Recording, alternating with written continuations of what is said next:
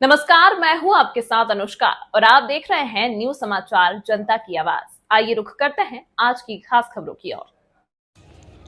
अजमेर से बड़ी खबर सामने आ रही है। उप मुख्यमंत्री दिया कुमारी पहुंची अजमेर। उप मुख्यमंत्री दिया कुमारी ने भाजपा सरकार के 2 साल पूरे होने पर अजमेर के JLN मेडिकल कॉलेज में 6 विकास रथों को हरी झंडी दिखाकर किया रवाना। मीडिया ब्रीफिंग कर सरकार के 2 साल के विकास कार्यों की गिनाई उपलब्धियां।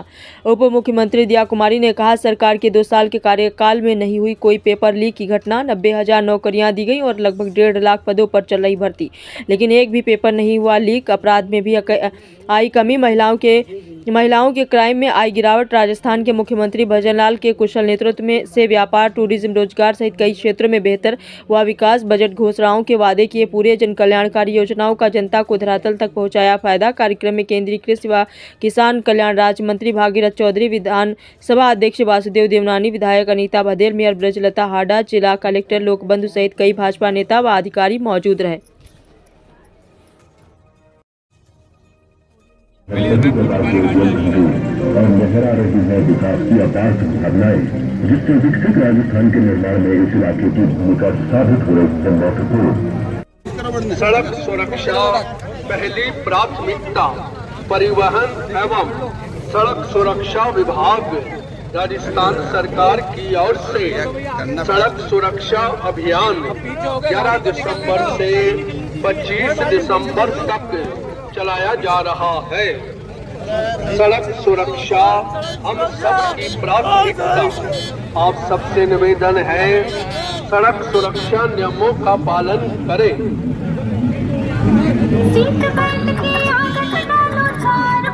काम और घोषणाएं धरातल पर भी उतरी हैं। इतनी जल्दी हमारी इतनी सारी घोषणाएं, चाहे मैं बजट की बात करूं, चाहे मैं उसके अलावा भी जब भी हम लोगों ने कुछ कहा है तो उसको धरातल पर उतारा नहीं। अभी जैसा कि हम सब जानते हैं, तो शुरुआत करूंगी कि पिछले 2 वर्ष की महत्वपूर्ण उपलब्धियों से। हमारी राम जल सेतु लिंक परियोजना 26,000 करोड़ के कार्यादेश जारी हो चुके हैं। यमुना जल समझौता DPR तैयार हो रही है। राइजिंग राजस्थान का आयोजन बहुत बड़ा आयोजन था और उसमें 35 लाख करोड़ के MOUs हुए और उसमें से 25% MOUs की ग्राउंड ब्रेकिंग भी हो चुकी है।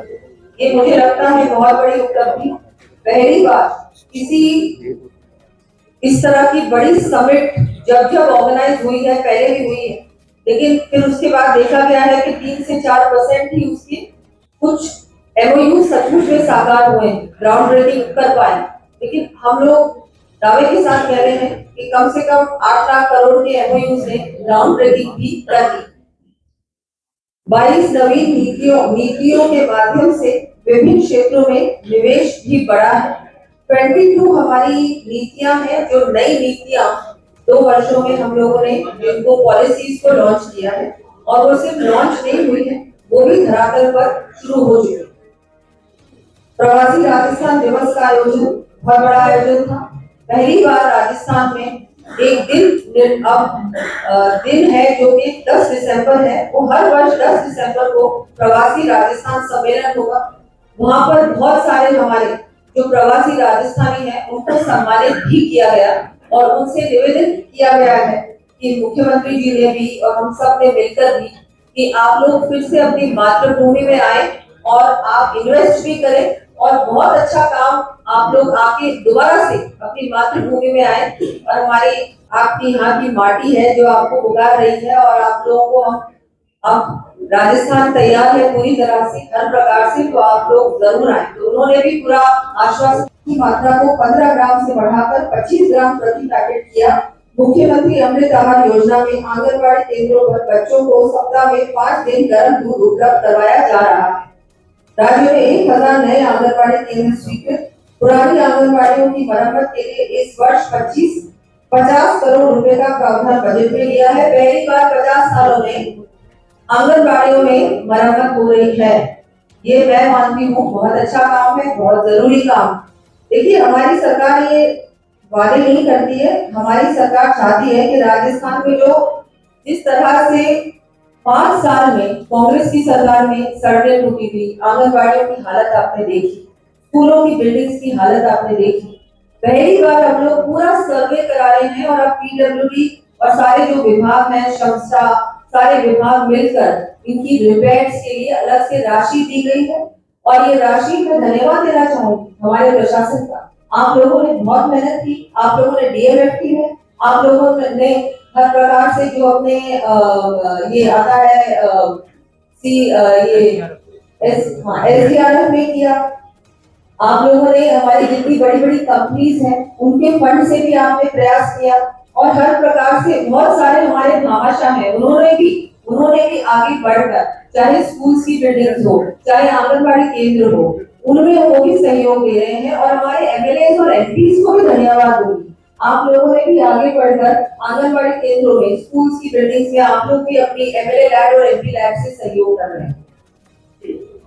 लगभग 2 लाख स्वयं सहायता समूहों को आजीविका संवर्धन हेतु लगभग 660 करोड़ रुपए की राशि दी गई। 20,000 से अधिक आंगनबाड़ी कार्यकर्ताओं को स्मार्टफोन उपलब्ध कराए। अन्नपूर्णा रसोइयों में अनुदान राशि को बढ़ाकर 22 रुपए प्रति थाली किया। दिव्यांग गर्भवती महिलाओं को प्रथम संतान पर दी जाने वाली राशि को बढ़ाकर 10,000 किया। मुख्यमंत्री मातृत्व वंदन योजना में लगभग 5 लाख लाभार्थियों को 168 करोड़ का भुगतान। और बहुत खुशी की बात है कि पुष्कर में कॉरिडोर का भी डेवलपमेंट हो रहा है, पीपीआर बन चुकी है, लेकिन इसको हम केंद्र सरकार के समक्ष भी रखने वाले हैं। आइकॉनिक डेस्टिनेशंस में प्रयास कर रहे हैं कि पुष्कर कॉरिडोर को लिया जाए। मैं धन्यवाद देना चाहूंगी शक्ति सिंह जी, डिविजनल कमिश्नर साहब का। आपने इसमें एक पहल भी की है, आपने इसमें मुझे लगता है कि एक अलग से आप बताना चाहेंगे बाद में कि आपने क्या किया है पुष्कर के लिए, वो भी बहुत